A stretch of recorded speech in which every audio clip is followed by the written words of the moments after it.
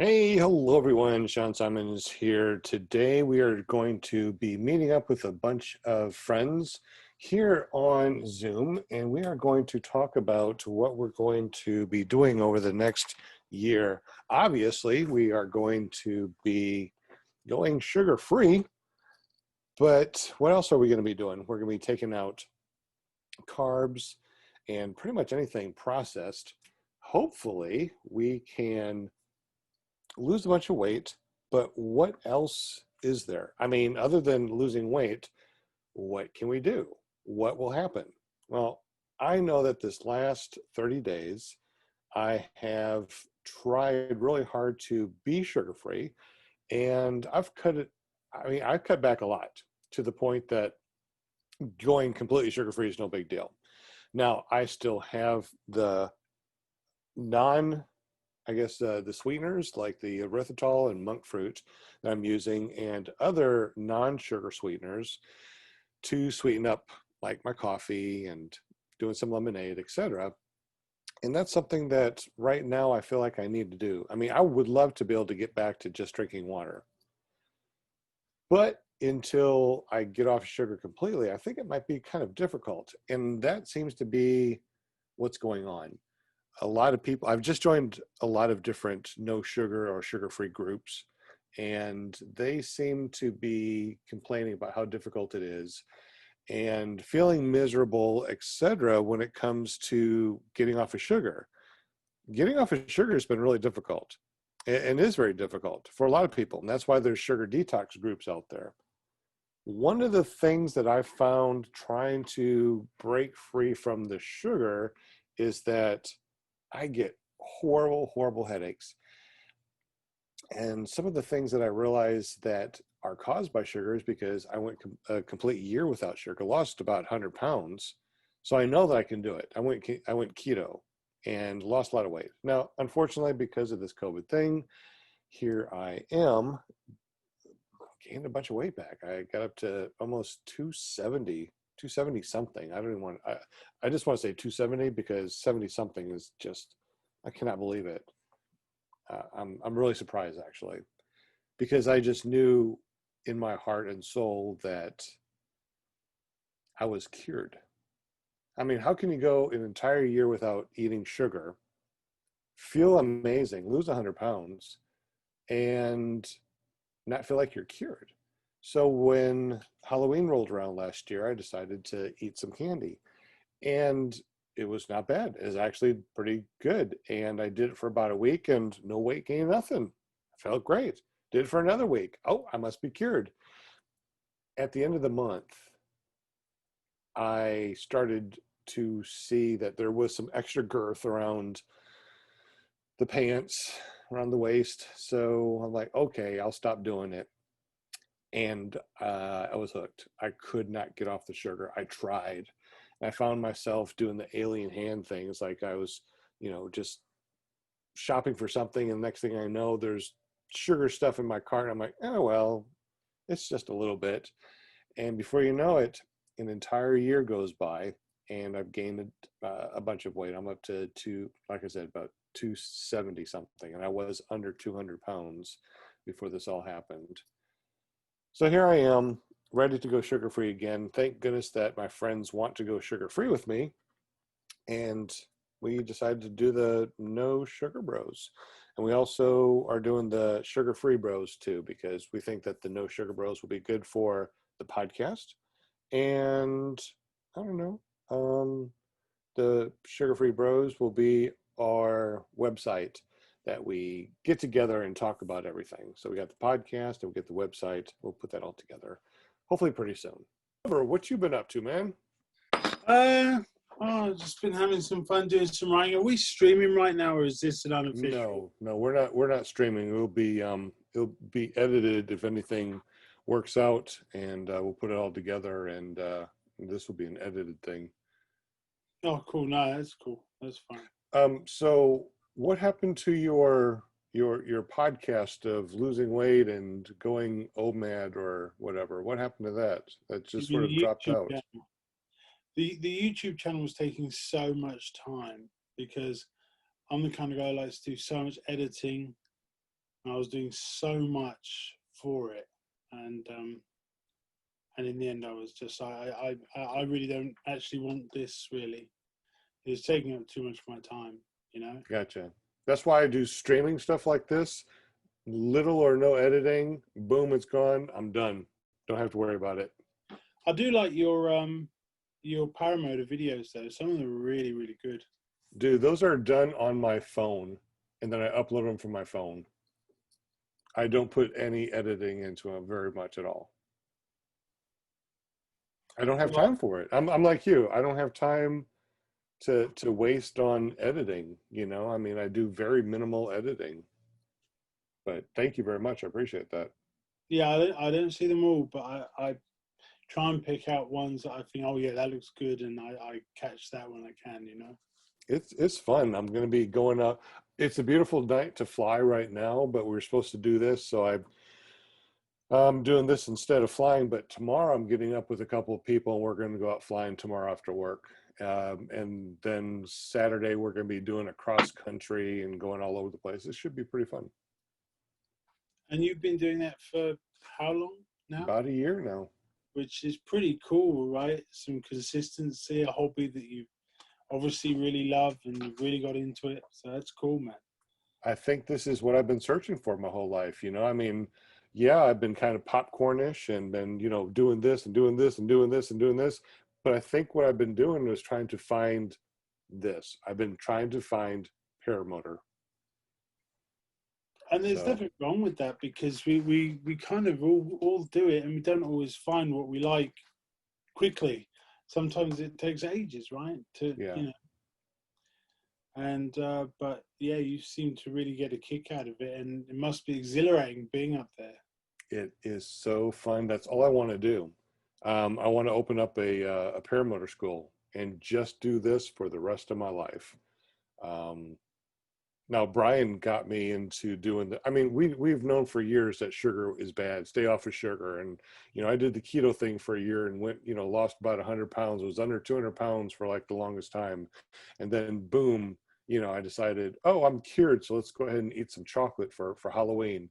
And then of course, after a year of being totally addicted, could not break free again. Here I am, you know, trying to do it again. So this time I'm staying off of it. It took me so long to get off of this sugar. I mean, I'm finally off the sugar. It took me about this last month, and I'm ready to stay sugar free forever. Never do it again. I know that I'll never be cured, and it's a addictive substance, and I just can't do it. So I'm okay. Well, I remember seeing some of those videos where you know your scale was on like 196 and stuff like this, and I remember sending you some messages and saying, "Wow, that's incredible, dude! I can't believe you know you're down there at that Yeah, weight and everything." And this was some of that when you were leading up to get on the paramotor kick because you wanted to get to a I think certain weight to that make that it easy. that could have been it too. Yeah, And that was at and the end of my year of doing the keto, also. yeah, yeah. And then at some point, I asked after you when I was chatting to Brian, and he said you'd gone up again to like 260ish, and I couldn't believe it. I thought, oh no, that's unbelievable because I've been up past 300 for like 5 years, so I've really been in a bad place for ages. But yeah, just to hear that you'd gone back to sort of that weight was terrible, man. But Just the sugar thing. That's it. Just sugar. I yeah. think I think I think sugar's the devil. I, and you know it's really insidious because I think you got from some of my videos that I'm diabetic now. I'm you know I'm classed as being diabetic. Yeah. A story that I didn't really tell actually on my videos was that I meant to do one later about it. Was that I had a blood test 2 years prior, and this is our free healthcare for you. It's Right. not always the best. So I got a blood test 2 years before because I was really struggling with breathing, and you know, and I knew that you know, my health was getting worse, you know, Yeah. and that test showed that I was seriously diabetic, but my doctor never told me. I never got any phone calls. That's crazy. Yeah. So, you know, we're here, when you have a blood test, they always say, if there's any problems, we'll call you. If there's any problems, we'll call you. Right. I never got a call. And then I got a blood test this year, and the diabetic nurse was, you know, I said, I'm probably further along now, you know, and I'd forgotten about that blood test 2 years ago. Right. And I had a copy of the one from 4 years ago. And I said, I think I'm probably worse than I was 4 years ago. And she was really quite apprehensive to do it, you know, like it's a cost, right? Right. So, but she was like, okay, and if there's any problems, we'll call you. Well, the day after I had the test, she called me up at like 8 a.m. and said, we've got to get you in here fast. You know, you're badly diabetic. Wow. And then when she looked at it, she realized, and I said I had a test 4 years ago, and she said, well, I've got a test from 2 years ago, and you were badly diabetic then. Wow. Yeah. So, so basically, the last 2 years, I've been having sugar and such, and not realizing that, you know, my organs were completely giving up in handling it, and were completely off the scale in blood sugars and insulin problems and weight gain issues. That's crazy. So the highest that you were what was the highest weight that you ended up being? 400. Dude. 400 pounds. 400 pounds. And how did you feel at 400 pounds? Because I remember you as that skinny guy, you know, with you know, you were skinny. What's up, Brian? Yeah, sometimes. Hey, Brian. So you were skinny, and then you got up to 400 pounds. What was the difference? I mean, what did you feel was the difference from being addicted to sugar and being 400 pounds from back when you were thinner and more active? It's a really slow change, isn't it? So you very you slow. don't notice. You just don't notice, you know? I mean, there were times when I was 185 pounds and I thought that I was still too fat. You know, some pictures I put on some of my videos, and I said, I remember this day, this picture, this day. I remember getting on the scales and getting hold of a tiny little bit of flab, a tiny little bit of tummy, and saying, I'm still fat. You know, I'm still too heavy. Right. And then, you don't hear me? Hey, Brian. Hey, Brian. Hey. Loud and clear. Okay.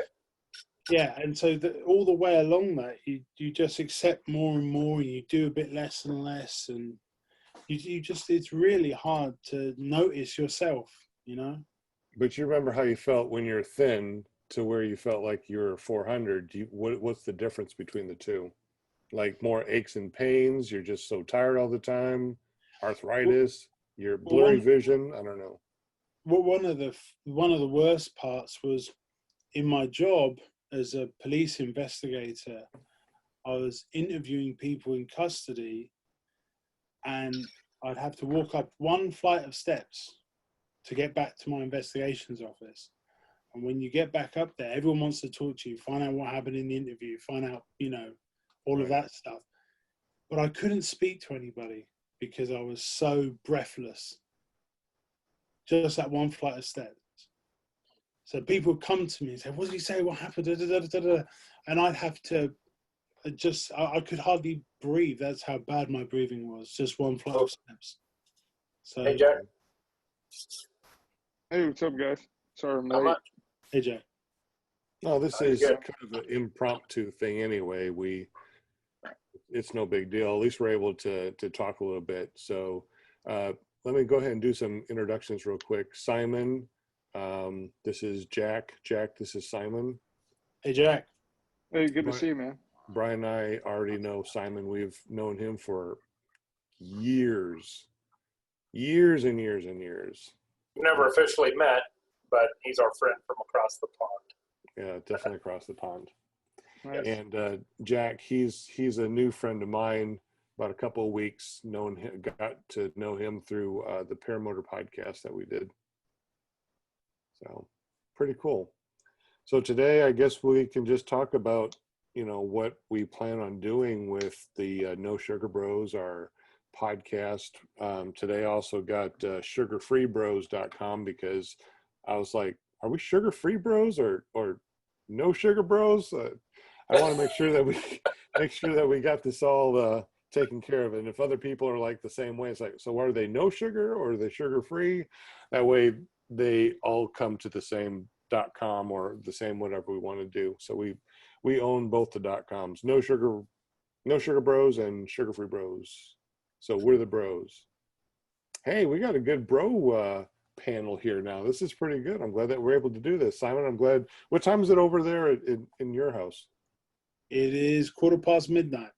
Oh my goodness. So Yeah, so I just thought I'd hang out. I just a couple of hours ago watched the first podcast you guys did.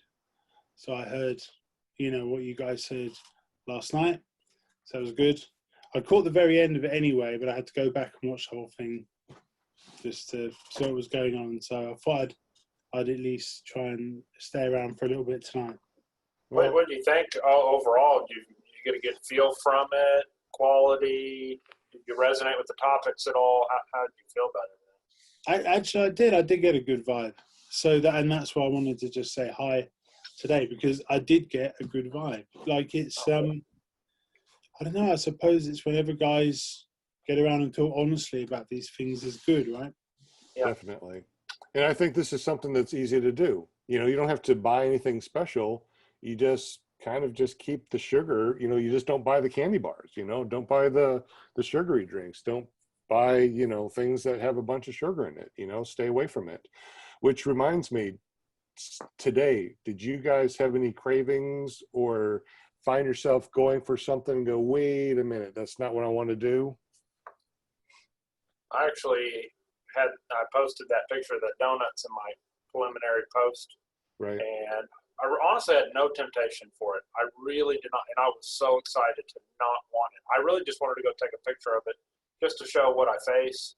But honestly, I've been so departed from sugar last week or so. I'm really getting over that hump where I know I don't have the cravings, so I can just look at it and see pain and failure and go, I don't need that. So I was happy to take the picture and walk away. Never thought about it again. So How about you, I've been Jack? doing good. Yeah, for me, not really at all today. And I think a lot of that is attributed to kind of riding high off of the camaraderie and the momentum that we had going last night. Woke up this morning, it was, yeah, like, I've never done anything like this with a group of people. So I'm interested to see how that's going to affect my mentality going forward too, but it's only going to be for the better. It's going to help hold me accountable and just know that we're all doing this together. Yeah, I had no cravings either. I was going to try to fast, but I made some pork chops for lunch for the wife, and I'm like, it's meat. I'm just going to have some. So I had some. I'm pretty interested in seeing what my skills going to look like. Simon, how are you today? Are you going to try to go sugar-free? Do you have cravings towards sugar, or what's going on in your neck of the woods? Well, I've just come off the back of, I did no sugar with one cheat day a week back in sort of April, May for about a month. And then found out I was diabetic without knowing it for the last 2 years, which I was just chatting to Sean about.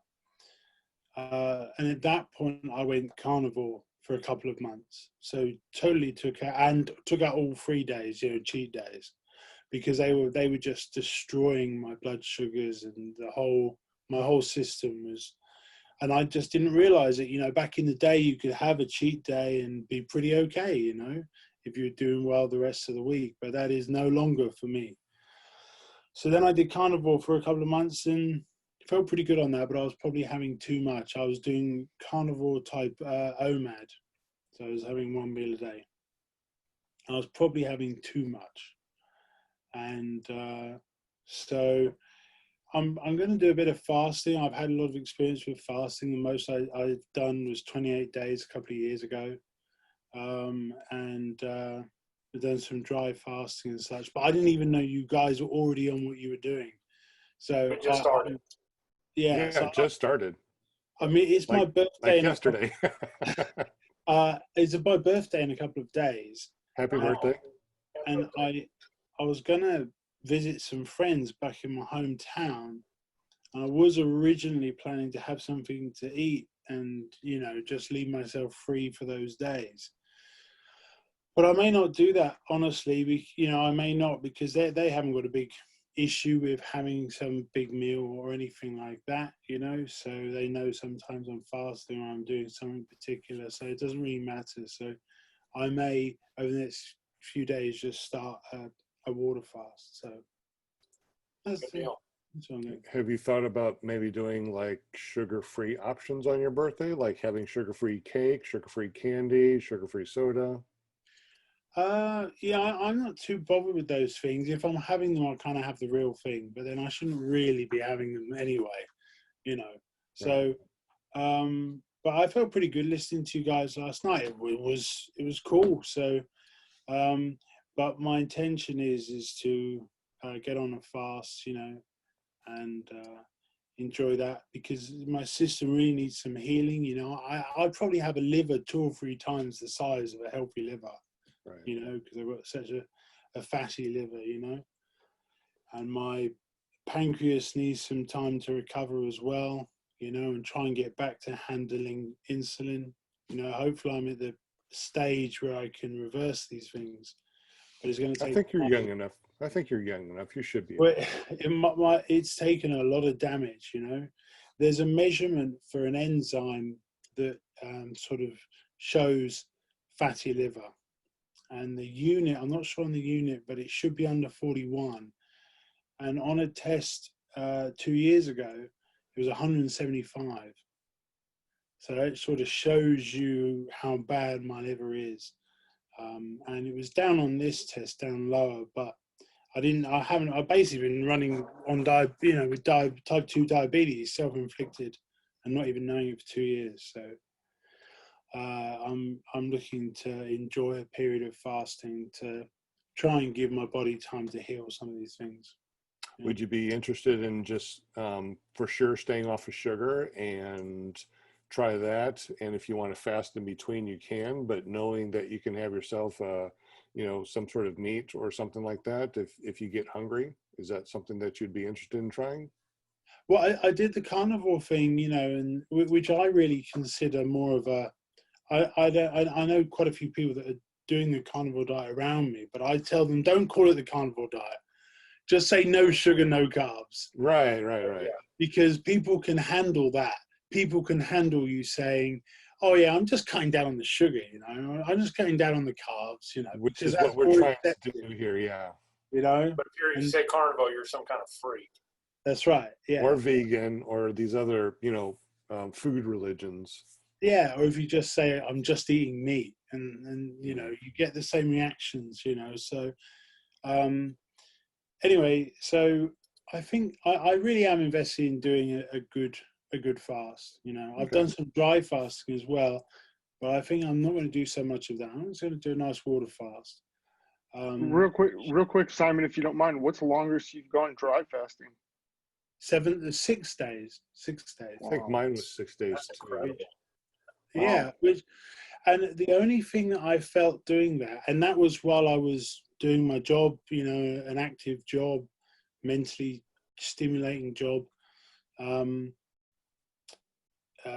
as an investigator, and I was just carrying on my normal daily routine, except for I was urinating twice a day when I wasn't drinking anything, which was just incredible, and it was like clockwork as well. It was just like once in the morning, once in the evening.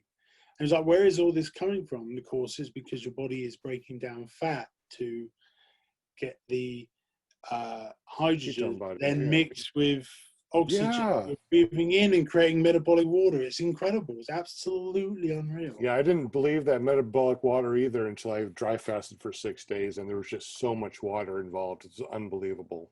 You've dry fasted for 6 days as well. I had no idea that you'd done a dry fast. Yeah, I think I did the hike to my mom's thing, and you could see me from the day 1 to day 6, and day 6, I mean, I looked almost cut and ripped, just in 6 days. It was amazing. It always hurts my kidneys. Of course, I'm a wuss on all this stuff. Most I ever made I think I made it 28 hours, which is just over a day. My kidneys hurt so bad, and it looked like I was peeing orange juice. And I drank plenty of water the day before. I couldn't believe I was that dehydrated that quick. It could have been a lot of detox as your body's breaking down the body fat. I mean, because you go into ketosis pretty darn quick. Really fast, yeah. So you have the ability to get off the sugar and lose a lot of body fat really quick. I think just staying off of sugar and carbs. Now this first 30 days, to make it easy for everyone, it's just all right, sugar. No sugar, or trying to stay off the sugar the best we can. We're not going to even say don't do sugar. We're just going to say stay off the sugar the best we can. That way, in case we do have a little bit, it's like, okay. Let's continue. We saw, walk away. Right, yeah. Okay, I messed up. I don't know what happened. Walk away. No big deal. So we're not going to be like, getting flogged or anything because we eat sugar. It's just we want to do the best we can over the next 30 days to stay off the sugar and see what happens to our bodies, because we did the measurements, and see what it does to the weight, and see what else happens. Like, will the vision become better?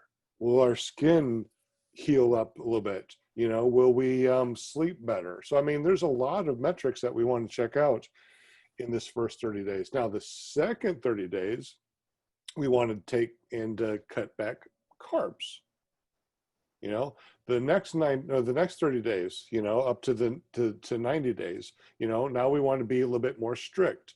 Maybe we're off of carbs and sugar, and now we're taking all these little bit of non-sugar things like the sugar-free candies, the sugar-free the stuff that I use to sweeten my my stuff with the non-sugar. Maybe I want to back off of that the next month.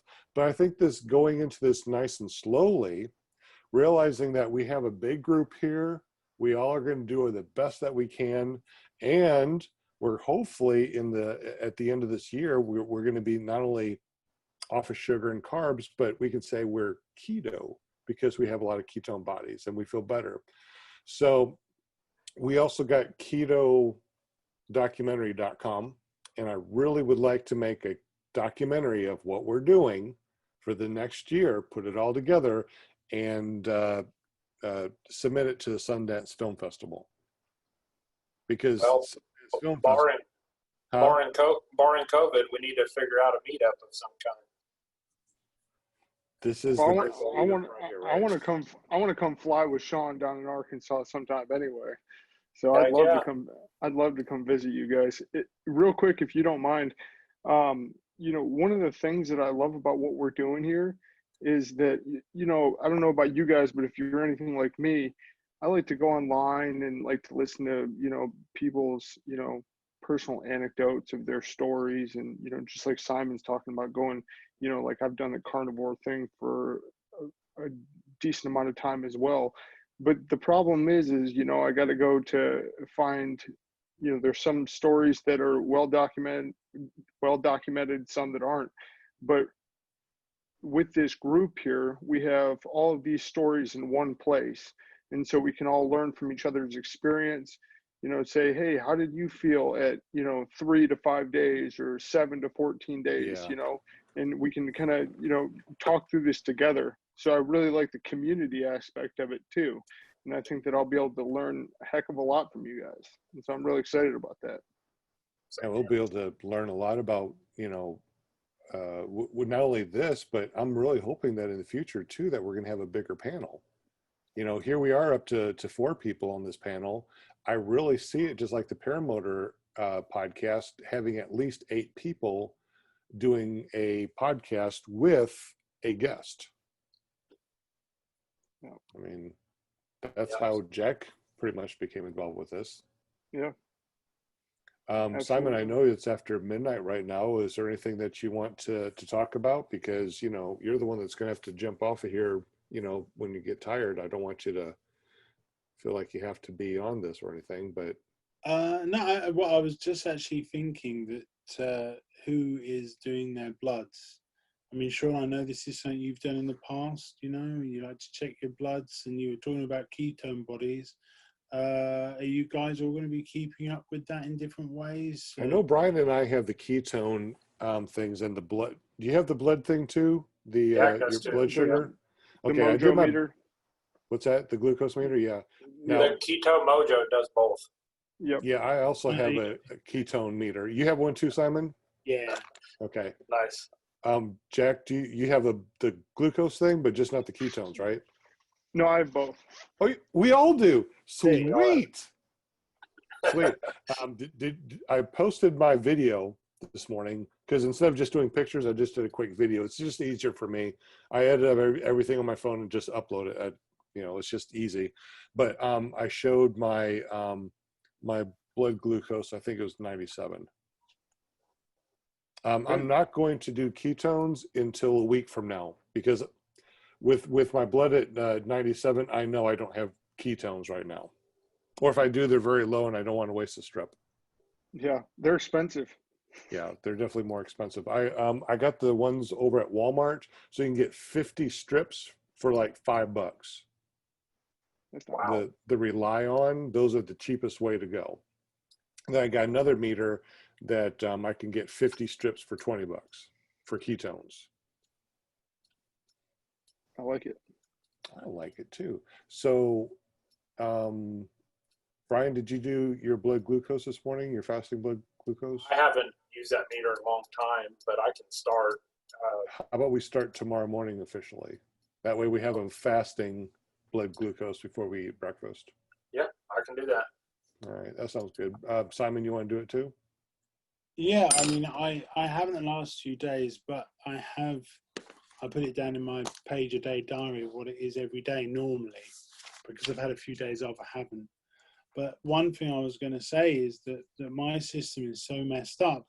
I've done 3 days of fasting just last week, and the second 2 days were dry fasting. Okay. Mm. And my ketones only reached 0.9 by the end of those 3 days. Wow. So you do 1 day of regular water fasting and then 2 days of dry fasting, and still my liver is so tired and beat up. How are you coming off your fasts? Are you coming off regular or are you coming off clean like What's regular? carnivore? Regular as in just carbs and sugar and junk. He doesn't eat Yeah. sugar anymore. You don't eat sugar anymore, do you, Simon? Well, I have recently. Like I say, I did months and months completely no sugar, but I have backslid a little bit over the last couple of weeks, where I've had a few days, and then I've tried to get back into it. And like you guys were saying yesterday, it is harder to get back into it when you have sugar, in your recent history. It is harder to get back into it. And then I had these few days around my birthday, so I have had sugar in the last few days. So what do you eat and what causes you to slip back into it? What is your kryptonite? Just the usual, chocolate No, I haven't. milkshakes are a favorite, Really? Yeah, chocolate milkshakes, I suppose, and just general sort of pastry, sometimes bread, those kind of things, Okay. So, but just the usual, just unhealthy, really processed stuff, But then I've gone long periods with, really just meat, like you were doing, Jack, on the carnivore diet, where I can be completely strict as well, So Is it difficult for you to stay away from the shakes and pastries? Well, no, I mean, I before recently, I did sort of 3 or 4 months without touching a chocolate milkshake, So I guess the question is, why, if you went so long, did you go for chocolate milkshake and pastries? Was it just something the family was doing, or how did you get into that? I mean, I'm curious. Looking back, I think it's because I was a bit discouraged. A time of discouragement. I like to say time of discouragement. Uh-huh. Where my weight hadn't moved in a while. And it was because probably I was having too much meat on those OMAD carnivore days. I mean, Brian will remember from my videos, and you as well, Sean. I had big plates of meat, lots of stuff. And it was probably a bit too much. And what I realized was I was taking my bloods just before I ate. So once a day, just before I ate. And then what I discovered was that my blood glucose was going up in the morning because of your circadian rhythm. Your body releases glucose in the morning to sort of deal with tasks and stuff like that when you get up. And I didn't really realize that was happening. So by the time the evening meal came around, which is when I would eat, my sugars were back down again and my ketones were up. But what I didn't realize is I thought that was the whole day. It was like that, but it wasn't. In the morning, it was a completely different situation. So that coupled with, because my liver was releasing all of this stored sugar, you know, this huge liver of mine that's got these sort of fat cells and sugar all wrapped up, you know, it's detoxing that, it's breaking that up, it's healing itself. Gotcha. But it was releasing this stuff in the morning. So then I was having a big meal in the evening and my weight was just not really going anywhere because I didn't realize what was happening in the morning. Gotcha.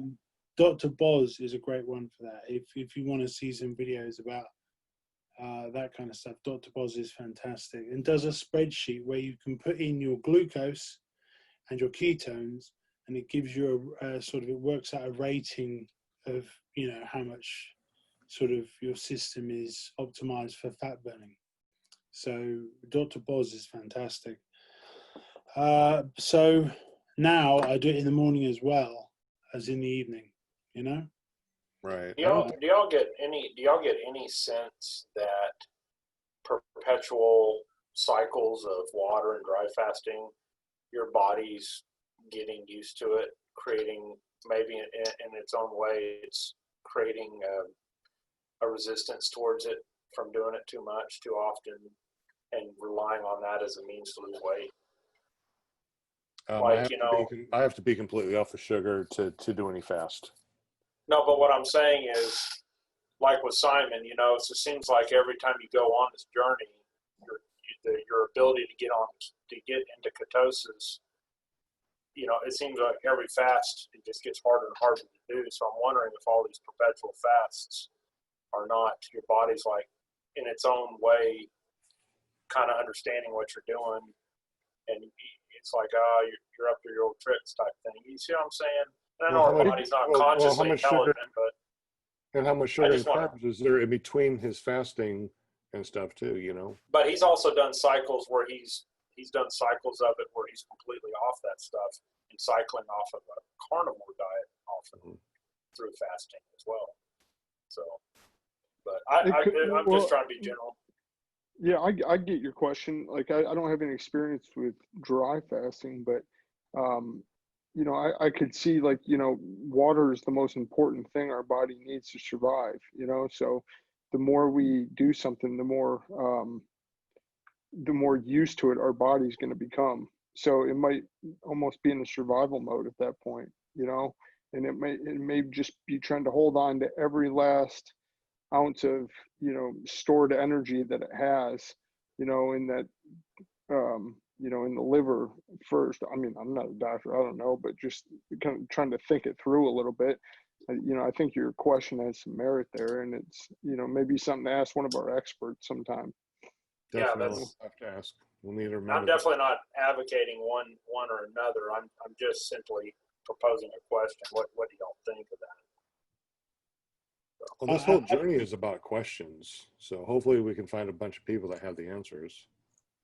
I think it's tough to know. I think that you know, I don't like to subscribe sentience to the body like it's working against you, you know.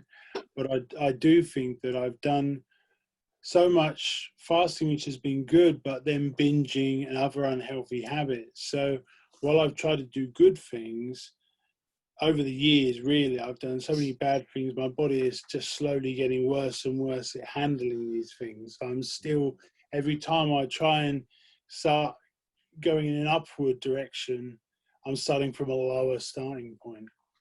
And I think that's probably more the case. I mean, just look at how my liver's got worse over the last few years, and then now I've got diabetes, and so I think it's.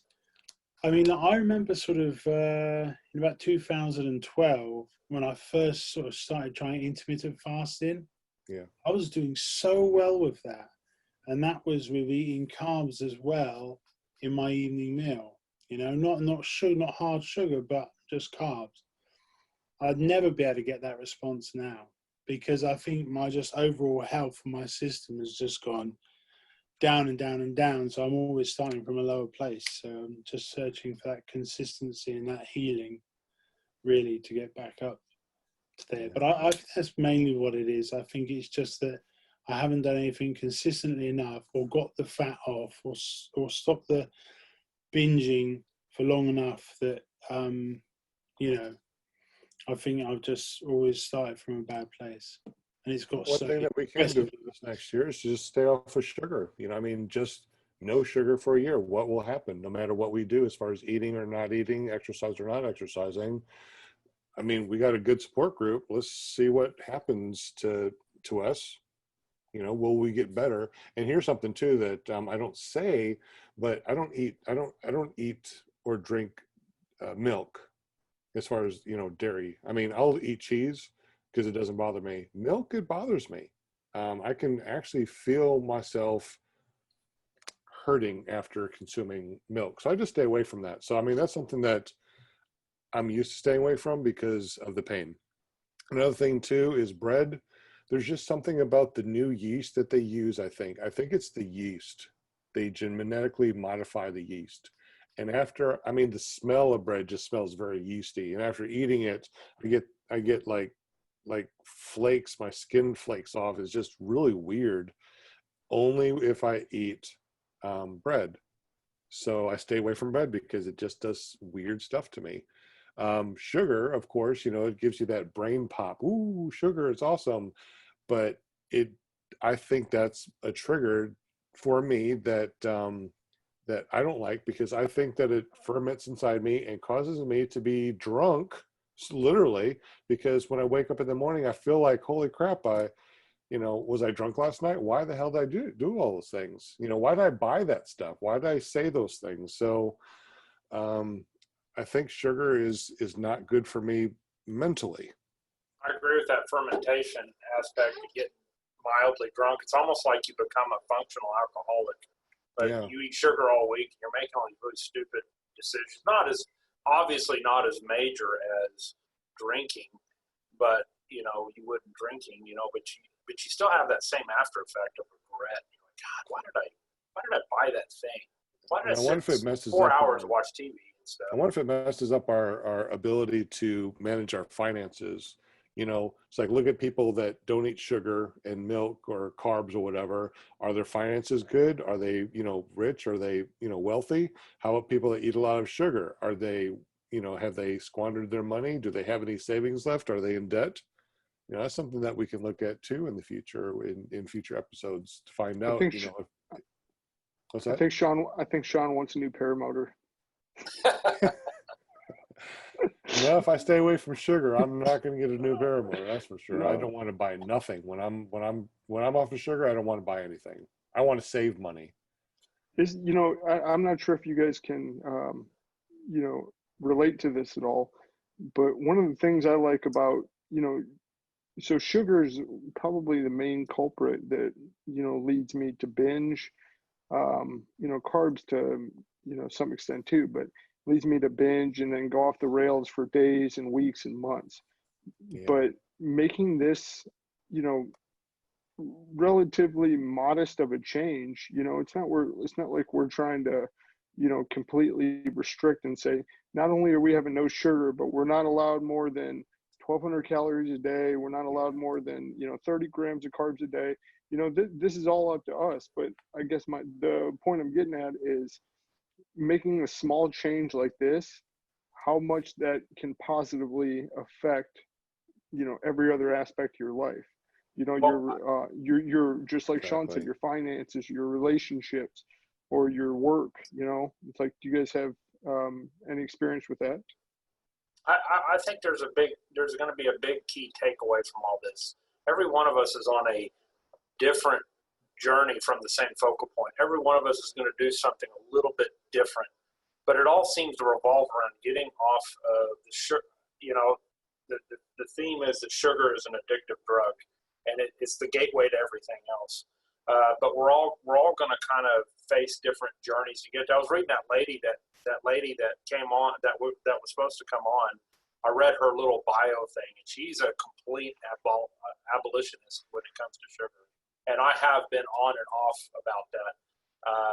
Can you moderate this drug? Is it really a drug? You really drill that in your head. Am I being a nutbag by saying that my ice cream cone is a crack? You know, it sounds crazy because it's so benign, and it's something we grew up with. How could something so benign as a ice cream treat or a birthday cake slice be so, you know, evil? You know what I mean? So part of this journey is that everybody's going to take a different approach to get there. I hope I'm not derailing what you were saying, Jack, and we can come back to that if I am. I get a little scatterbrained because this topic is so convoluted. But what I'm trying to get at is I think we all go on our different variations of the same journey. And then we find out with each of our variations who's succeeding, who isn't, which variations work, which don't. Because we all kind of have slightly different issues with the addiction, and we all have slightly different ways that we want to go about fixing it. So we need to really hyper-analyze all the details of everybody's journey. And then whoever is kind of getting to that finish line and really making the changes, we need to start looking at what those people are doing. And if some of us that aren't, it's not and I want to be able to catch and quail any discouragement. There's no need to get discouraged. It may take you longer. Your method may not work as good. You may be in a worse place with body damage or whatever. It may take you longer. But I want to figure out how to identify all those things and put together a master recipe to fix this problem for the majority of people. It's going to be a cycle. We have to identify the psychological issues, the sociological issues, the biological and physiological issues. That's how dynamic this stupid thing is. I've been doing this for so many years now. You know, all the years that Sean, me, Simon, and I'm sure you too, and a lot of other people, everything just kind of went. It's all kind of come down to sugar as the big one, and then processed foods like breads and stuff is kind of a secondary. And we got to figure out what we can do and what we can't do, what's going to work and what's going to finally get this over with so that we can I think the goal is that we get this over with. We lose the weight, we get the body we want, we feel great, we're healthy, and then we live to 80 or 90 and die, or 100 or whatever, and we live a nice, happy life. That's the whole goal. I'm thinking 125. Then You go ahead, I'm reevaluate good. and shoot for more. I mean, why die at 90, right? That doesn't. I mean, I'm hoping to be on the short list to go to Mars. So. But yeah. So I don't know if I at all answered your question. I want to go back to your original question, Jack, because in case I derailed it a little bit. What is it you asked again? I want to make sure. To be honest with you, I forgot. Okay. We're all on sugar. We can't remember, 5 minutes ago. But I think that's the big takeaway. That's what we're trying to do here. We're trying to figure out what to do with this thing. And everybody's going to go on their journey, and we're going to come up with a solution with all this. Yeah, because right now, we're just in SA, Sugar Anonymous. I mean, that's all we are. I mean, we all have separate lives. And once we break free from this, really, what connection do we all have? Well, other than Jack and I are going to go fly around, what other connection do we have? I mean, you're right, Brian. What happens if we get off of sugar and after a year, we have the body of the God that we always wanted? I mean, we're just strong. Our finances are great. We're focused. We don't have any brain fog anymore. What connection do we all have anymore? Well, there's two takeaways. You can either make a business model out of it and help other people and just create a thing that, why not? The diet and fitness industry is a multi-billion-dollar industry. Why is our angle not? Why can't our angle get a piece of that pie? Or we just say we finally figured it out, put the information out there, and we all go our separate ways and go do our own thing. Those are the two options. But either way, I don't think we're going to stop doing this until we get the answer, and then we can decide how we want to twist it. I was just, bringing up a weird question. Is like, we're all together because of one thing. We're overweight and we think it's because of sugar. What happens once we are, we just stay away from sugar and we're, we don't have this connection anymore. What connection do we have? That's what I was saying. It's like, so we're going to be building a stronger friend bond, a friendship bond over this year. So even though we have broken away from our sugar addiction, I see what you're saying. we are I was still. being all money grubby, and you were talking about friendships and bonds. Well, Your whole to thing is answer- about finances and stuff now. So I Yeah, understand. that's true. Well, to answer your question, Sean, so with my experience with some of my other addictions, I realize that for me, this is not, I'm never, I think we talked about this last night a little bit. I know that I'm never going to be cured from that. That's like a very dangerous mentality for me, to say, hey, I've been off this for 30 days, 60 days, 180 days, whatever it is, You're I'm not cured. cured. I got this now. I can handle this, no problem. I can go and enjoy, a week out of town, and I'll go and have some ice cream and all, anything that I want. That's a very slippery slope for me. And so I can't do think it that, either. and, for me, I'm all about the journey and not the destination. And I think that we have no idea what this is going to turn into in, a month from now, let alone a year from now. And I think that there are going to be a lot of people that are going to relate to this, that are going to want to jump on and go on this journey with us. And, I'm really excited for that, because the more the merrier, the more people that we can have in our support network, and the more kind of branches we can grow off that support network, the better. I think that it's the more the merrier. Hey, stop. You want to be on this journey with us too? No. Yeah. He's like, I want meat. Yeah. I don't want sugar. Yeah. But yeah, yeah. I have no idea what's going to happen in the year either. But I'm also with you, Jack. There's no way once I give it up, it has to be given up forever. I can never have any more sugar. However, I don't think having, something with sugar in it, like having some pizza sauce with sugar in it, I don't think that'll derail me. A candy bar, yeah. A chocolate milkshake, absolutely. Some pastries, I'm done. But a little bit of something in some sauce or something like that, I don't think will kill me. However, this month, I do have food that has sugar in it. I got the no sugar added ketchup, but it has sugar in it. I think, maybe not. But we have spaghetti and stuff like that has sugar in it. So the next time I buy it, I'm going to buy the no sugar option. Everything from now on is the no sugar option. I'm not going to go through and throw away stuff.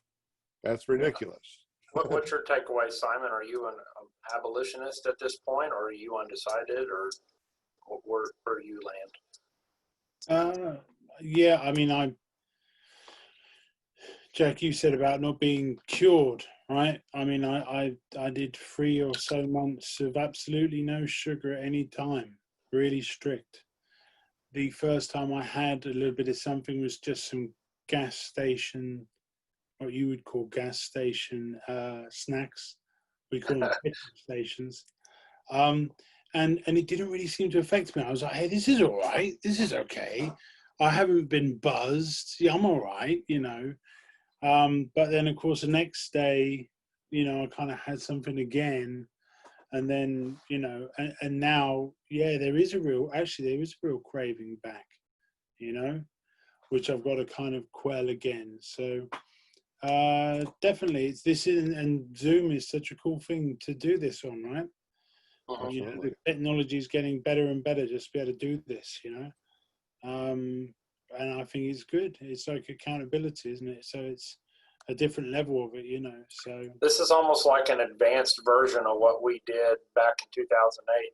For you, Jack, we actually go back to 2006, 2007, 2008, in which when YouTube was first introduced, we all kind of sort of melded together. There were about 10 of us.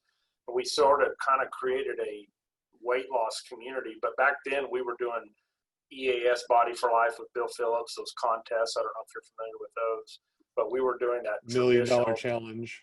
Yeah, bodybuilding, get buff in 12 weeks type thing. And we just didn't, I don't think a lot of us knew what we were doing. Some of us took off with it, like Terry Beekman, and so a lot of us just kind of struggled and fumbled. But this right here is like the advanced version of that same thing. At least this brings us all together at the same time. There's no, I go watch your video, and we'll go watch your video when I get a chance. 2 days has passed and everything's changed. We're here in the moment all right now together. There's no kind of, it's almost like we're in the same room. So And we have a definitely brings Facebook it. page. Yeah, Facebook, we got Reddit, we got, we're starting to branch on everything. Really is interconnecting that real-time accountability, almost like we're there, And I tell you what, the difference between having a community where I make a YouTube channel and make a video here and there, and they make a video here and there, the accountability is not really connected. I feel like you have this idea in your mind, oh, I snuck this thing, and it's not real time. You almost have days go in between where the failure can start setting in again. And by the time you all kind of marry back up, you're done. But here we're texting, we're tweeting, we're whatever message, Facebook messaging each other, and Zoom calling a few times a week. But we're always at the touch of a phone. So this accountability is totally different, totally more advanced.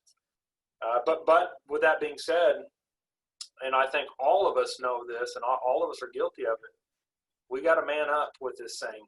Admit our mistakes, admit our failures, let the group know, and don't treat it like a failure. Treat it like it's just as freaking hard, and let's support each other. Don't go, I'm talking to myself because I'm the biggest hypocrite if I don't say that.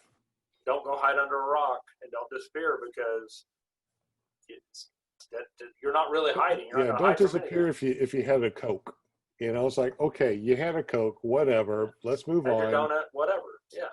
Let's just move on and let's try not to. Right. Right. And no one's going to beat you up about it. This is going to be we're going to be doing this for a long time. The goal is to finally get there, but man, this is not easy. We wouldn't be here doing this if it was easy. If traditional bodybuilding, lose weight, the traditional thing that we grew up in the 80s and 90s, if that was what worked and that was the truth and it was just calories in and out and a little bit of exercise, none of us would be here right now. Obviously, It's something else. So we need each other, and we have to make the choice to show up. I see this being 2 seasons, the rest of this year and all of next year up until Christmas. After that, I don't know where this is going to go, but I know that I'm in here until Christmas of next year. I think we're doing this kind of methodical, let's sort out some things, let's elevate a little bit each month. And then we get into January, that's the classic New Year's resolution. Let's really kick it into overdrive. And, I'm pretty sure everybody in this room has had a pile of failed New Year's resolutions. I know why it fails. You know why it fails, right? Because right before everybody's eating cakes and candies and sugars and all that stuff, they're feeling really good. It's like, okay, Yep. I can do anything because, I just ate a freaking cake and a gallon of ice cream. Next day rolls around and, you got the hangover, and then you're like, okay, I'm going to do this. It's going to work. And then you have those 3 days of withdrawals. And it's like, screw it, I'm done. That's why it never lasts more than 3 days after the first of the year. Yep, you're 100% right. Yeah, it's a good point. It's a good point. But I'm with you, Jack. I like the idea of this just being the journey. Even just watching you guys last night, I was thinking, well, I don't really need to have another 3 days of bad food, really.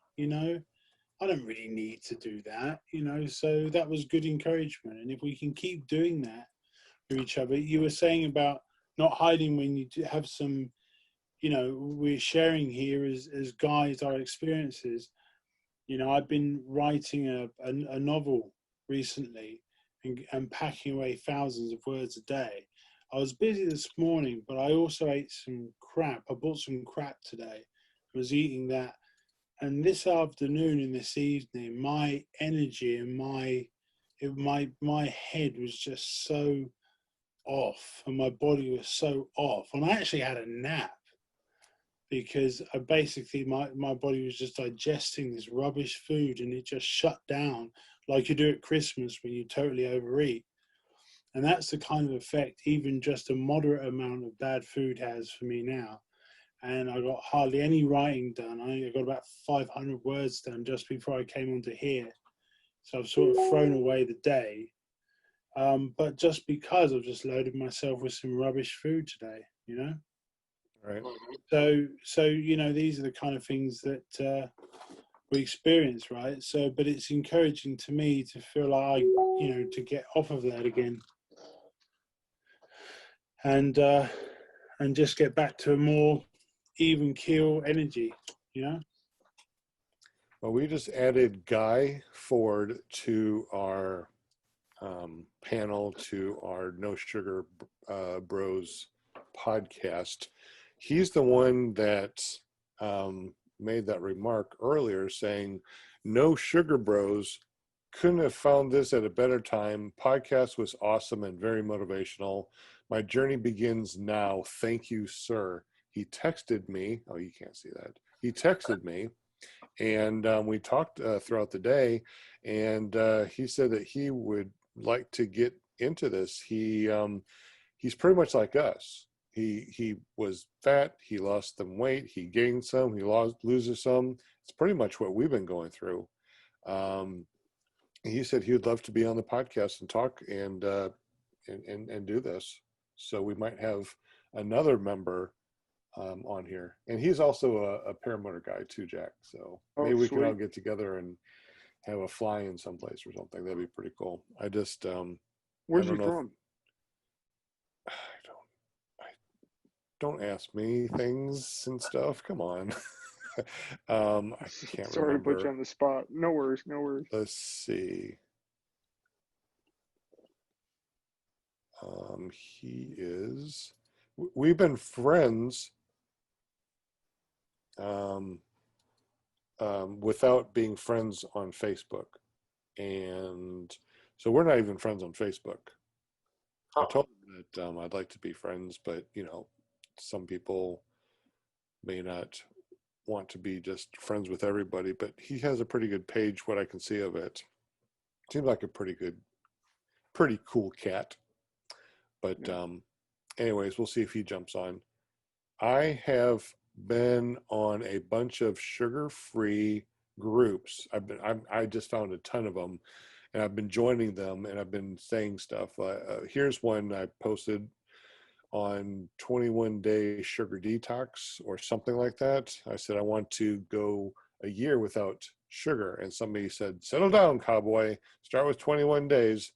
You might not want to try it after. You may not want to go more than 21 days." I said, I am addicted to sugar, and there's no way I want to go back. Who did we just lose? Brian? Okay. He goes, and they go, well, that's the attitude. Wish I could do more than 4 days without sugar. So a lot of people on these sugar-free and, you know, these detox places are trying to do the same thing that we're doing, is just staying off of sugar. So here we are already, you know, I'm about a month into no sugar. Jack, you pretty much haven't done sugar in a while too, right? It's been about 3-4 days. Okay. So not necessarily a while.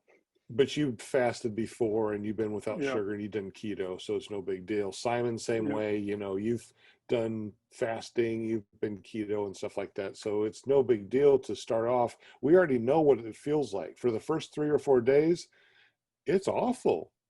It's awful with the detox, with getting off of sugar.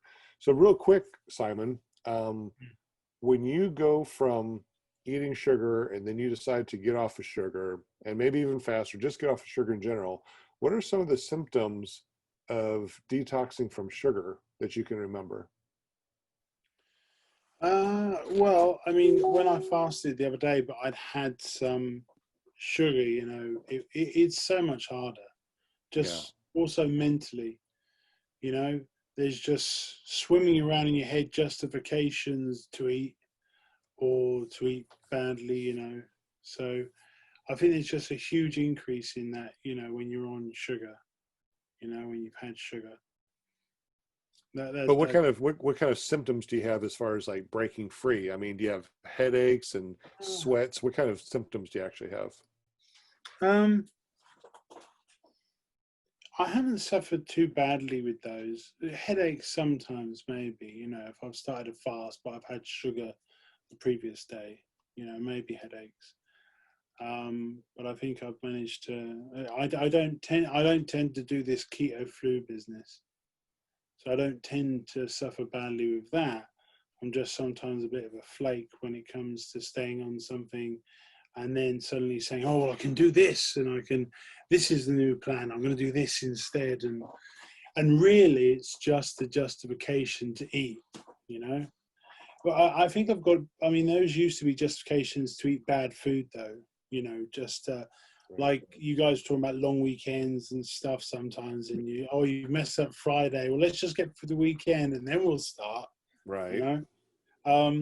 But yeah, so those kind of the mental barriers are stronger, I think. You know. So when you go from like eating sugar and then you do a fast, you don't have anything other than a little bit of a headache?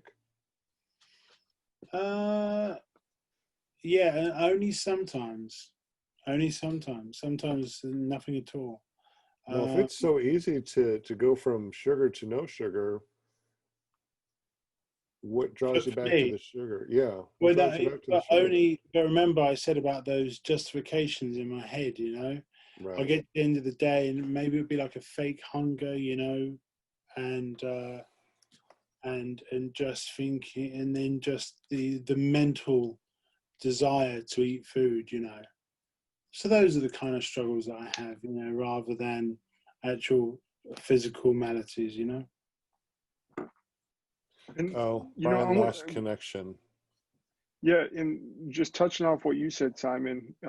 One thing I was thinking about today, with the like going through sugar or carb withdrawals, like for me, if I go, you know, 3, 4, 5 weeks of eating really, really bad, like eating a ton of like processed foods, ice creams, and candy, and all that kind of stuff, my body, like my body's natural state almost turns into, you know, pain. Kind of, my sleep's horrible. Sometimes I get headaches and stuff. So for me, like coming off of it, it's almost like Oops. there. Sorry. I was checking to make sure that I Oh, was no making sure problem. that was the right link for Brian. Sorry. Go ahead. Oh yeah. No, but when I come off of it, like yeah, I get a little bit of a headache too, but my natural state just immediately improves because of all that, you know, all that built up crap in my system. It's like my body's getting this little reprieve, you know, just for, it's like, it's almost like I've been, you know, underwater and I'm just coming up for a little bit of air and my body gets to breathe a little bit and feel its natural state, you know? So although there may be some, for me, although there may be some, you know, um, side effects from, you know, withdrawals from the sugar and stuff like that, I just feel naturally better, even as quick as 24 hours afterwards, because it's like my body's returning to the natural state it's meant to be at, you know, or very slowly. But I don't know. I was just thinking about that. It may sound kind of weird. No. There's a lot of one of the things that I see or hear about is trying to get off of sugar. There's so many sugar withdrawal symptoms that the first 3 days are horrible. A lot of people can't even see straight. They get muscle cramps. You know, they feel so bad that they have to eat some sugar just to feel good again. That's one of the things that Brian and I talked about before too. But maybe we have done so many sugar-free days that, you know, we're used to breaking free and we're used to the symptoms. I think the keto flu is just sugar withdrawals and you know, processed carb withdrawals. I don't think that the keto flu is a flu. I think it's just withdrawals. And I think that people need to start saying, sugar withdrawal symptoms and not the keto flu to make it sound like, it's not sugar. It is sugar, 100% sugar. I guarantee it. I've never seen so many times where you guys get on those fasts straight out of keto or carnivore, and it's like it's a ride in the park. It's absolutely no problem. But I see you guys struggle, and me included, every time when you're just coming off eating cakes and candies. It's the most miserable experience ever. It's pretty cut and dry, in my opinion. Well, you were over at my house, and you went kind of sugar-free while you were over here for those 3 days, and you were miserable. Oh man, that's some of the worst I have felt in a really long time. Because I don't eat sugar, and I didn't allow him to eat sugar, so he went sugar-free whether he liked it or not. Exactly. You sound pretty good. Are you using a phone now? Yeah, I'm using my phone now because Much better. My laptop internet just crashed, and I don't know. It's stubborn. I can't figure out how to get back on, so I just decided to get on my phone. Trying to get everything set up real quick. It sounds much better. You need to use your phone from now on. Oh, really? Yeah. It's All between right. night and day. You sound like you're right here with the other thing. Sound like you're a tin can about half a mile away. Okay. So now we know. Brian, anyway, Jack was just talking about feeling really bad when you're stuffed full of bad food for a few weeks, and I was just going to say that I feel the same way. Like today, after you have a few bad things, couple more hours, you stack them up, and then suddenly you realize, oh, why did I do this? Oh no. And you have to just almost, like I did, sleep it off with a nap because you feel so bad. I'm really looking forward to that time when I've fasted for a few days and I feel light and empty, but the energy is high because I'm using my fat for energy. And I mean, have you guys experienced the fasting euphoria? Where you're 3 or 4 days in, you go over that hump, and then all of a sudden you just feel like noticeably better than you have in a long time. And so I'm looking forward to that. Surprisingly, I think today was the hump. I feel really good today. Today was my euphoric day. Yeah, I've been feeling really good, but I know what Simon's talking about. It's almost like his hyper spiritual level. Sorry for all the distraction. I'm trying to get this stupid GorillaPod set up so I can put my phone down. But yeah, I have experienced that. When I did that vegan raw diet, I experienced that. And there were a few times that I fasted on that vegan raw diet about halfway through, and towards the end I fasted, and I did get 3 days in, and it didn't take long to push in because although I was eating a lot of sugar through fruits, I wasn't eating any artificial sugar, and that made a big difference. It was a really great experience, but that's about the only time I've ever had a really good fast. Are you planning on eating regular fruit during this time, or are you planning on trying to stay away from fruit also? Well, that's interesting you said that, because I just had that experience today. I went to Sprouts, and I picked up a whole bunch of fruit. It's kind of I don't know, it's kind of a crutch, I guess. I love fruit. When I'm off sugar, I really love fruit. But I noticed, especially with like really sweet fruits like bananas, grapes, and oranges, really sweet tart oranges, I started eating that, and I felt a little bit of an energy drain today. I felt a little bogged down afterwards because I pretty much just kind of ate fruit. I bought a little tray of sushi, and then fruit, and that's kind of what I had for lunch, and that's the only meal I've had today.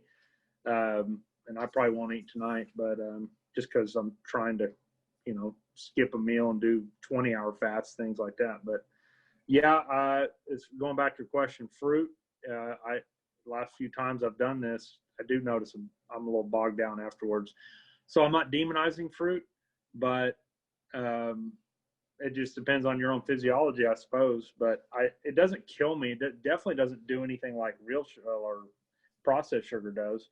But I didn't feel as good as I did yesterday when I was eating less of that. Right. So I don't know if that answers your question, but yeah. Are you going to be doing fruit in the future? Oh, no, after that experience, because now I'm able to isolate each of these experiences and keep modifying, adjusting. I think fruit is something I want to veer away from. I've been giving this a lot of thought because I've been very obsessed about getting my mind ready to go work out. I mentioned my struggle with working out yesterday, but I've been feeling so good and encouraged with this group. I feel like I can get over that mental block. And at that point, I really want to start kicking up my protein. And I think I'm going to go for a traditional bodybuilding plan with, but lesser carbs than the average, chicken, broccoli, brown rice type of mentality. That's if I'm working out. But I'll probably eat just a little bit higher fat than what they recommend also. So I will do that type of mold, but I'll cut back the carbs and increase the fat. That's kind of my plan. So maybe you could call it a really liberal high-end keto where I'm liberal with my carbs with a lot of greens and a little bit of rice and sweet potato, but not so much that it would kick me out majorly out of ketosis or anything.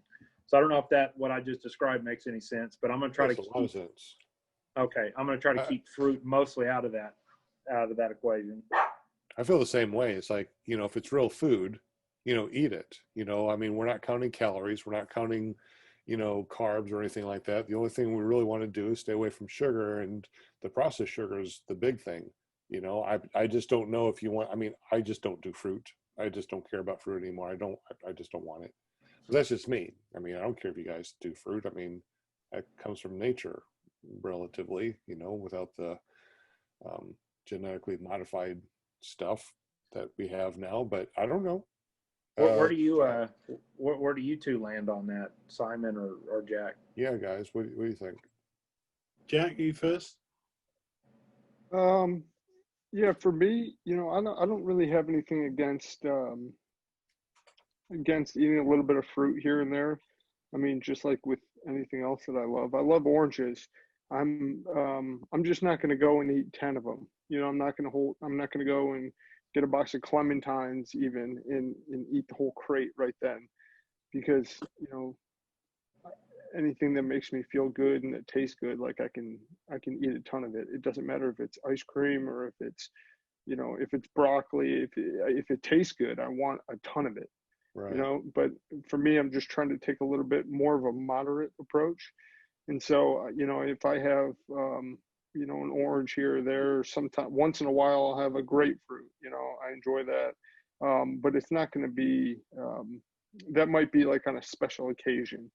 So that might be kind of my go-to treat, and try to take a more balanced approach. But yeah, that's I think what I plan on doing. What about you, Simon? Well, when I was doing keto sort of OMAD style. Oh, where's our grandpa? There he is. I'm sorry, I was sneezing, so I was. When I was doing like a keto OMAD style, I was having some meat and loads of vegetables. It was like pack the meal out with vegetables. I did that for like 6 weeks. So fruit wasn't part of it then. And then I was doing carnivore, so I was cutting out the veg just because I was going for this carnivore base. So fruit really hasn't been a part of things for a long time. And because they do, they are a sugar that do, I think, you guys see if it spikes any of your blood sugars when you have it. But I think although it's a natural food, evolutionarily speaking, like in the UK here where we are, fruit appears for a couple of months a year, or sometimes even just a few weeks. I remember as a kid picking berries near where I live in the wild, and but it would only be for a few weekends in the summer, and the rest of the time it wouldn't be around. We've cultivated it in such a way as we can get our hands on loads of it, but where it's more readily available, such as in tropical climates like where you are right now, Sean, then that's a different climate, a different situation. that the indigenous people of that area would be in. So I think it can be overdone, and because I'm fasting, I'm not planning on obviously having any. So I don't think it's as bad as normal sugar, but I would think of it as a seasonal thing. So naturally a seasonal thing. So something to be had in moderation, I think. Right. I think personally, as long as we stay away from the sugar and we stick with whole foods, I think that would be okay.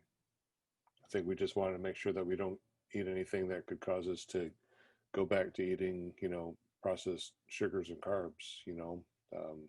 If just like Jack said, if you eat a bunch of those oranges and stuff, will that cause you to go, ooh, I want more sugar? Oh, there's some orange juice. Oh, that was good. How about that little cake or pastry? Oh, how about a milkshake? Where does it go? That's the question. That's the question. I mean, Sean, what about you? Do you feel like? I mean, when was the last time you had like reasonable amount of fruit that you packed away, like a bunch of grapes or something like that? And does that affect you? No. I think that my wife bought some grapes. I had a couple of grapes the other day, and it's no big deal. Don't want it. I had a banana, I don't know, maybe 2 weeks ago, but it just didn't taste right. And I don't think that I have to worry about the fruit thing.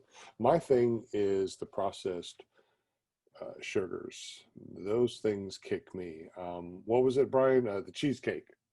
Caramel cheesecake, baby. You put a cheesecake in front of me, and I don't know. I'm gonna punch you because that's just rude. That's just rude because I won't be able to eat it.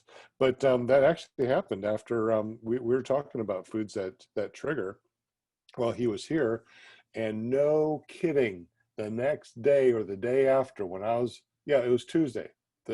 We had like a 30-minute conversation about what we were challenging ourselves, and we said, what is your ultimate food that's going to derail you no matter how raw we are right now? If I walk away right now and someone puts this in front of you, what is it going to be? And you're like, well, we both decided caramel cheesecake, a really nice restaurant quality caramel cheesecake was we kind of both agreed on that. And he goes, no way. Even if you put that in front of me, and I agreed too, because if I was in his position, I'd have probably failed the same way.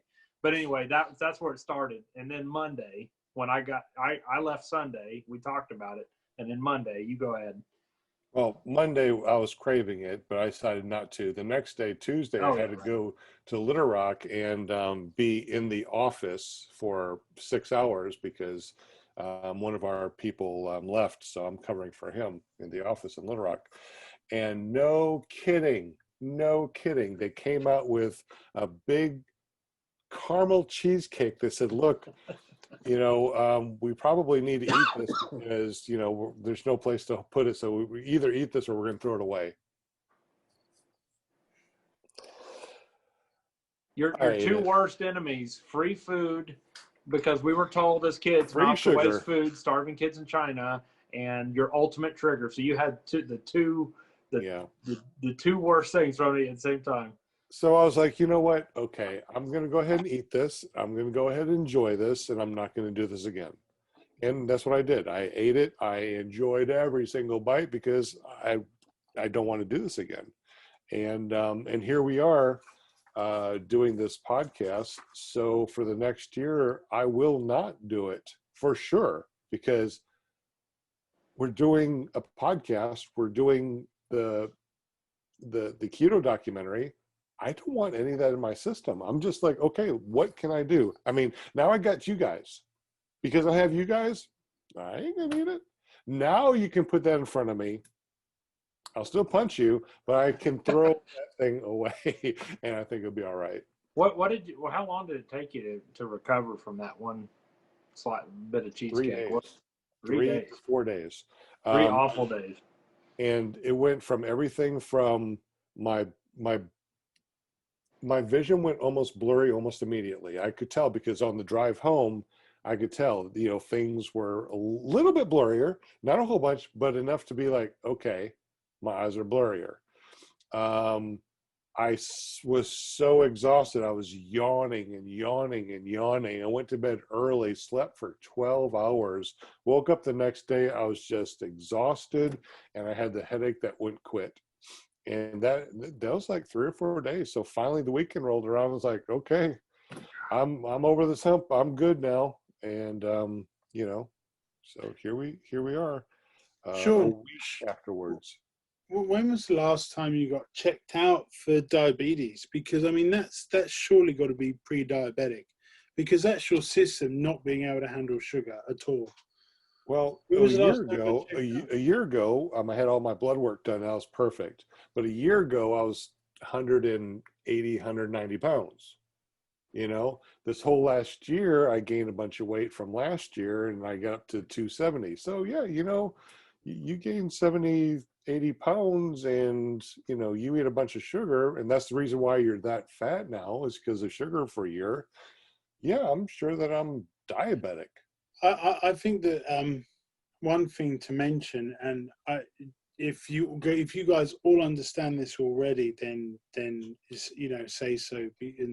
But one of the things I think that is most devilish about diabetes and this whole thing is that your pancreas is working so hard to keep your insulin levels and your sugar levels right. It's working so hard, so it's completely being pounded maybe, and really, really suffering, but you don't actually show as having diabetes. You don't show as having those bad bloods until your pancreas has completely given up. So people get blood tests and they say, hey, your blood sugar level is normal. But what it doesn't show is how much work your pancreas is having to do to achieve that. And that's what I think is so dangerous. So you get really unhealthy people. I'm not really talking about you, Sean, but I'm talking about myself and other people that would have blood tests and I say, oh yeah, no, you're not diabetic, but you're, in my case, maybe 200 pounds overweight and you're pounding in the sugar. So you're still not diabetic because your pancreas is still just working, it's just producing so much insulin that you are keeping your blood sugar level stable. But it's like a hidden enemy. It's like completely hidden until your pancreas finally can't handle it anymore. And then suddenly you start to show those rising blood sugar levels and they say, hey, you're diabetic now. But really, it's been in the works for ages. And I actually think, I see kids around. I know children, not my own, but I know children that are severely overweight. And I just know that their pancreas is being hammered, because you can't be severely overweight if you're not abusing that process of too much sugar, Yeah. and you're getting overweight. And your pancreas is having to produce so much insulin to keep those levels correct. And they're going to have all these problems really early. But if you do a diabetes test, they say, no, you're fine. But you're not fine. Your body's completely struggling the whole time to try and keep up. And it's only when the organ literally says, I'm done, guys. and then suddenly, oh, you're a diabetic, we'll start treating you now. And that's one of the worst things about sugar, that it completely, it's not natural to your system. Your system is having to just do total over and above what it should be doing, and I think it's awful, What can you ask so your story was, and from what you had told me a few weeks ago, is that you found out you were diabetic 2 years too late, and they had failed to do something that could have given you indications of pre-diabetes, but they failed to do that doctor visit 2 or 3 years ago. What can people ask for if they suspect being pre-diabetic? Is there some sort of pancreas stress test of some kind that goes above and beyond the regular diabetic test that people can ask for or do to identify that gap that you're talking about? It's really more common sense. And Jack, you wouldn't have heard this either. Sean, I took you through it a little bit, what, about that test that I didn't get.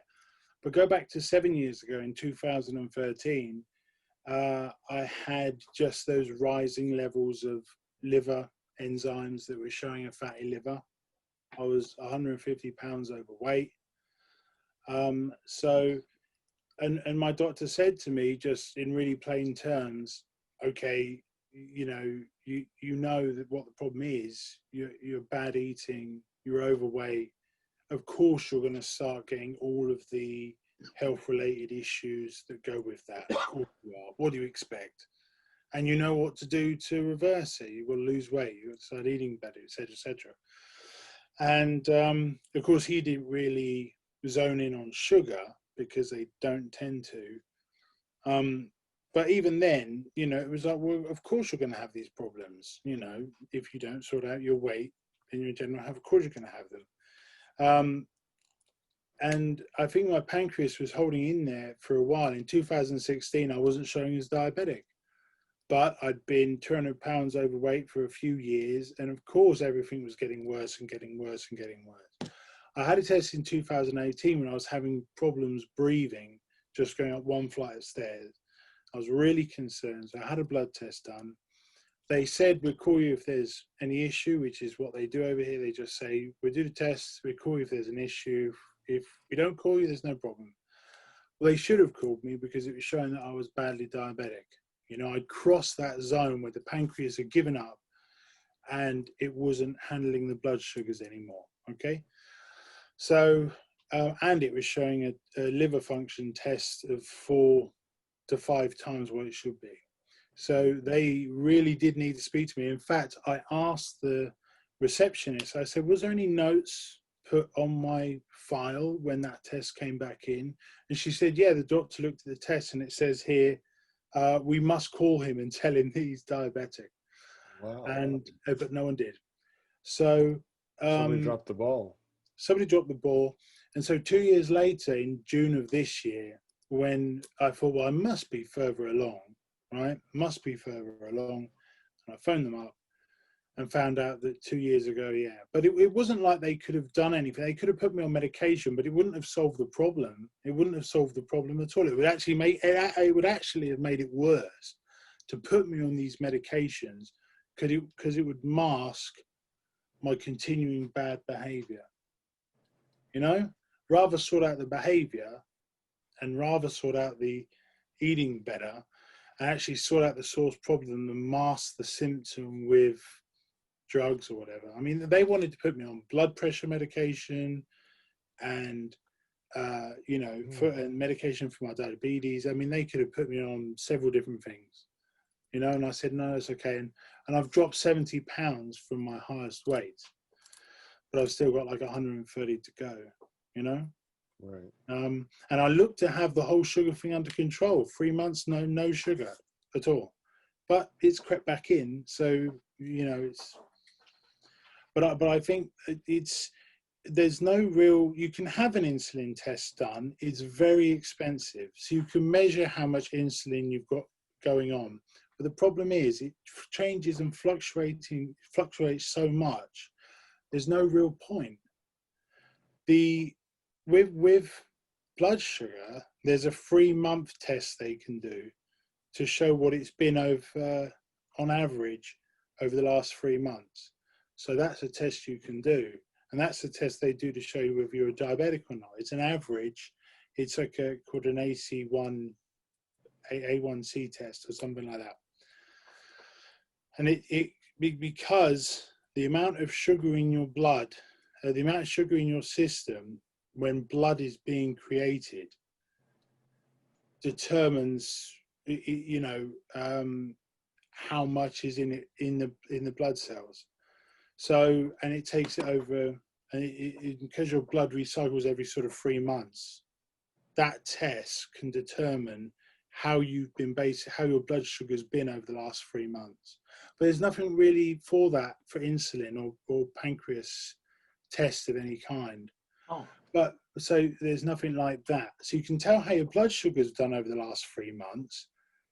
And for some people that might be fine, but they might be this close to the pancreas giving up, and then all of a sudden you're diabetic. So it's really, you've just got to, people got to face up to what they're really doing and realize that you can't be 200 pounds overweight and not have these problems right there. You know, you just got to, you got to be willing to face up to it, I suppose. But it's really not helpful for a lot of people. Some people that, will go into their office and the doctor will say, no, you're not diabetic. Just because those blood sugars are still holding out. And no, you're not diabetic. You're fine. You're okay. You're not diabetic. And it's like, but they could be this close.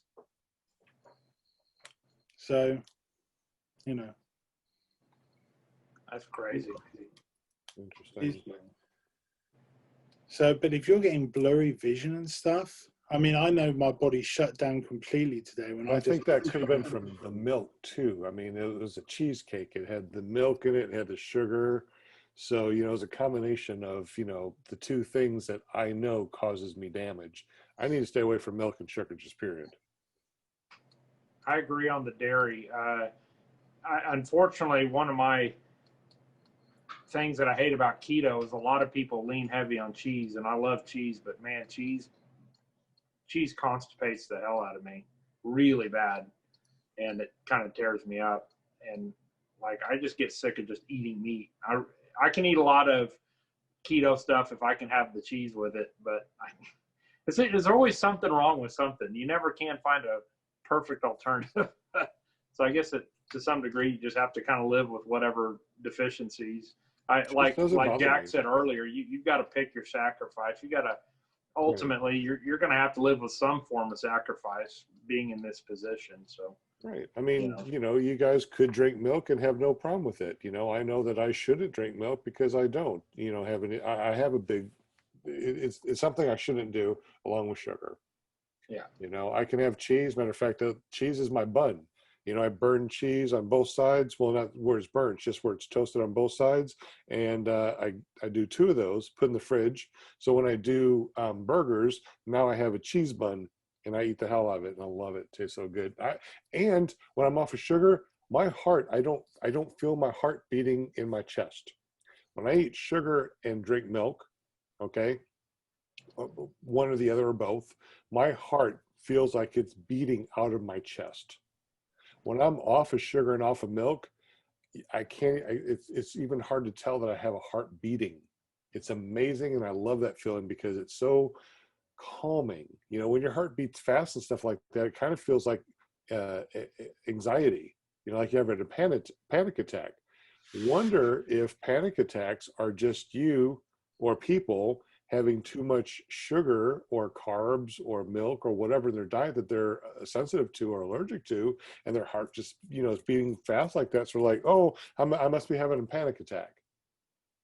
When I have too much sugar, I have real bad anxiety. If I like during Christmas or Halloween and I've really pounded down a lot of sugar, I get this horrible tingly itch throughout my body, and I get really hyper anxious. It's horrible. It's a terrible feeling. But yeah, I get from eating candy, from eating too much sugar of any kind. No. And like if I'm just on a binge for a couple of days and it's just like all I'm eating is sugar and burgers and pizza. I go crazy. I mean, it has so many different effects. But yeah, that anxiety being one of them. Yeah, definitely. I haven't had any anxiety being off sugar. I just no anxiety, and I suffer real bad from anxiety. Oh, without sugar, it's peaceful. It's wonderful. It's great. So Simon and Jack, do you guys have when you eat too much sugar or something that you may be sensitive to? I don't know, maybe wheat, gluten, I don't know, just whatever. Do you guys have the same thing? I mean, does your heart feel like it's beating out of your chest when you're off of sugar and off of the things that you feel like you're sensitive to? Does your heart feel like it beats nicely? I mean, do you feel a heartbeat difference? Well, for me, I know that, I totally know a difference. I get very, physically anxious. That physiological response my body, has to that chemical is very intense. But also, like, I can't underestimate the um, psychological aspect of that too, because whenever if I go a period of time without having sugar, then it's a concerted effort. I'm not just, it doesn't just happen usually by accident. So I'm running off that high of, hey, I'm succeeding at something. I'm following through with what I say I'm going to do. And that's powerful for me. It's like building up on that momentum. But then as soon as I have sugar, then I'm like beating myself up over it. And then I'm just like, I get anxious because I'm like, oh, shoot, I got to go back into this tomorrow and I got to start all over again. And I know how hard that's going to be because, I've been through it a million times, and especially those first 2 or 3 days are the hardest part. So, the physical response is big, but the psychological aspect of it, it can't be underestimated for me because that causes me a lot of anxiety as well. Interesting. Simon? Recently, just when I got the news about my, the diabetes, I started getting this where I could hear my pulse in my ear. Oh. Now this is something which can be caused by several different things, but I was really anxious. I felt like I was going to faint sometimes because I looked this up and it was talking about how, it's part of sort of heart disease, and stuff like this, and that there's, some vein or something very near your ear, and when this stuff starts to advance, that that you can hear it, and I couldn't shake it for days, and that was like really concerning, maybe more anxious, and then probably made it worse, but after getting off of sugar, that went away after those months of having a couple of months of carnivore and stuff and not having any sugar. It went away. And actually I heard it for the first time recently when I've had a bit of sugar again, so it was kind of like a reminder that that was there. And I mentioned earlier about how I would walk from my car to work and then have to go up those stairs to my office, and I would be so out of breath and so sweaty, even in the winter, even in a cold time. I would have to go and get a paper towel from sort of the kitchen, wipe my head down and everything. Wow. But I'd take some towel with me because by the time I got to my seat, I'd be sweating again. It would take that long for my heart rate to come down, So that's what I was experiencing at 400 pounds, it was just unreal. And like I say, after doing an interview downstairs in custody and going upstairs, just one flight of steps, I couldn't talk because I couldn't breathe. And in the end, people started to realize this because my colleagues would be saying, hey, what happened? What did he say? And then they noticed that I wouldn't be able to communicate very well because I'd only be able to get a couple of words out and then have to breathe. And they realized this, and they were realized that they needed to let me have some time. And my sergeants would say, they'd get that as well. They'd realize that I needed some time. And I started going up, and then I'd say to myself, I'd walk up and say, oh, I'm just going to get something to drink. Hardly get that out. But I'd say, I'm just getting something to drink, which was really me saying, I need to go and sit down for 5 minutes before telling you about what happened in the interview. Because my breathing and my heart rate was that bad just through one flight of steps. It's interesting. Sean had told me a story back, and I mean to steal your story, but I thought of it.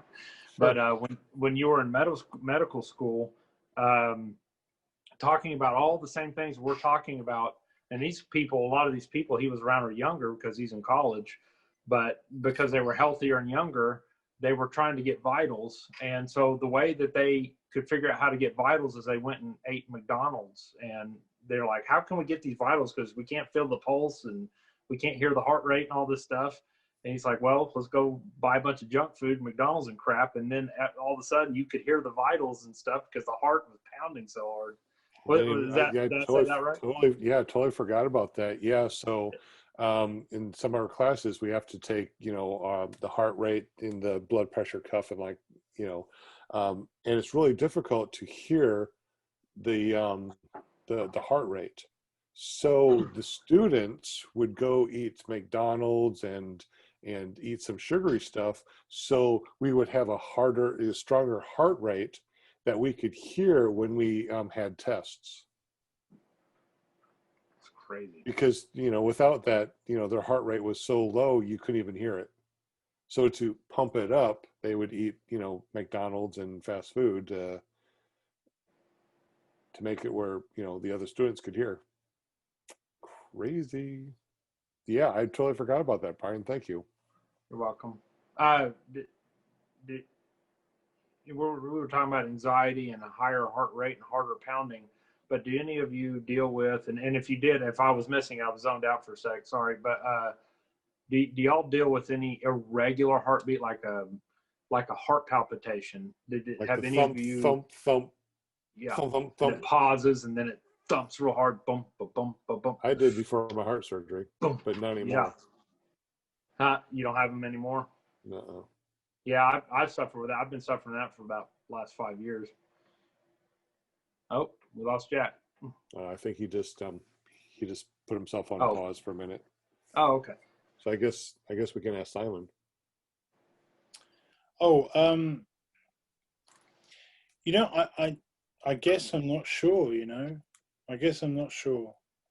You would know if you had it, I imagine, because it's bizarre. It's like your heart pauses and then beats real hard after. So. Let's just say there's been a couple of occasions where I thought, wait a second, that was weird. I don't feel great. So something is wrong, but then be okay again. And so perhaps something like that has happened.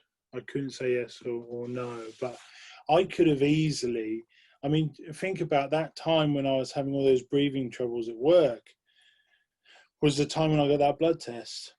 And they would have seen that my resting pulse was 100, because that's what it is now, or a bit less now, but that's what it was back before I started this. My blood pressure was out of this world, in the hypertension range, and they would have seen that I had bad diabetes, so obviously I wasn't handling the sugar and the carbs. In that period of time, I could have easily had a heart attack. I could have easily died of a heart attack right there in the police station. Easily, absolutely easily. It could have come at any moment. And even now, I've lost 70 pounds, which is a good start, right? But I've got a long way to go to start reversing that sort of impending outcome, right? Mm-hmm. But a lot of ground to make up. But at that point in time, I could have easily had a cardiac event. Oh yeah, I think we all can. We're all way, way, way overweight. What are some of the metrics that you're going to use to keep track over this next year? I think what I'm going to do is the blood glucose maybe once a week, and I'm going to check my ketones once a week. I'll measure my waist, because that's a good indication of how much body fat I have. Of course, my scale does my weight and the body fat, and I think that's the only metrics that I'm going to use. How about you guys? What do you plan on doing to keep track of, your health? I'm not a real big fan of anal retentive measurements, but I'm willing to do my blood every once in a blue moon. I really got to conserve those keto strips. Those things are expensive, man. So I only have a few, and yeah, like the blood for the Keto Mojo, the glucose ones are cheap, but the other ones are like 5-10 times as much for the same strip. So I only have a few left, so I kind of want to make them count. I don't have $50 to buy another tube of them right now. Right. But I don't mind getting a few measurements. That and that Y thing scale. I think Simon, Sean, and me, we three have that Y thing scale that does the body fat. It's a generic body fat. It goes up and down 5% depending on what food's in your belly, but at least you're getting a range. Yeah.